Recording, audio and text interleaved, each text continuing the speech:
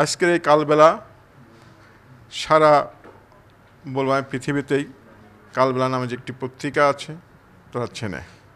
কারণ এই কালবেলাতে আমরা দেখেছি বিভিন্ন অনিয়ম, দুর্নীতি, মাদক সহ বিভিন্ন উন্নয়নের কথা তুলে ধরেছেন, যেটা অন্যান্য অনেক পত্রিকা আছে তাদের পক্ষে সম্ভব হয় নাই। এই কালবেলার যে প্রকাশক এবং সম্পাদক সে অনেক বড় মাপের মানুষ, যার কারণে এই কালবেলায় নিউজ করতে ভয়ের কিছু নাই। আমি মনে করি আপনার পাশে তারা সবসময় থাকবে।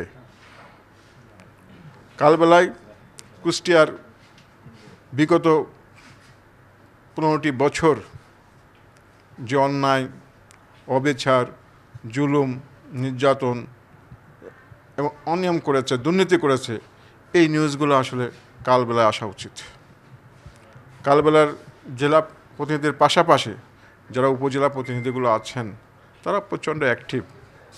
আমি মনে করি আপনারা আপনাদের জেলা প্রতিনিধির সাথে আলাপ আলোচনা করে এবং আপনাদের এলাকার সমস্যার কথা, আপনাদের এলাকার দুর্নীতির কথা, আপনাদের এলাকার অনিয়মের কথা, মাদকের কথা এগুলো তুলে ধরবেন।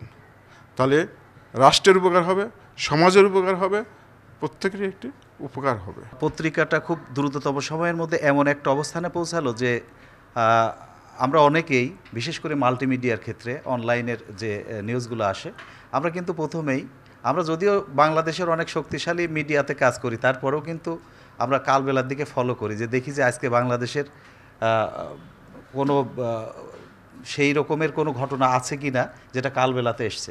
কালবেলা সবসময় অ্যাডভান্টেজ দেখতে পাই আমরা।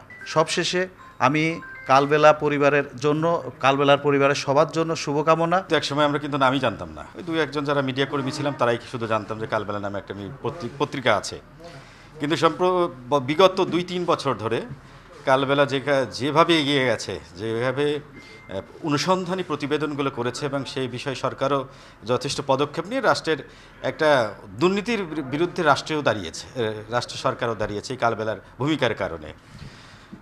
আমরা টেলিভিশনে কাজ করি, কিন্তু কালবেলা কিন্তু মাল্টিমিডিয়া এত শক্তিশালী যে আমরা টেলিভিশনে কোনো নিউজ প্রচার আগেই কালবেলাতে কিন্তু প্রচার হয়ে যায় মাল্টিমিডিয়াতে।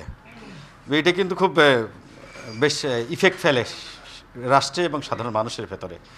সেই জায়গা থেকে কালবেলা তার দায়িত্ব পালন করছে।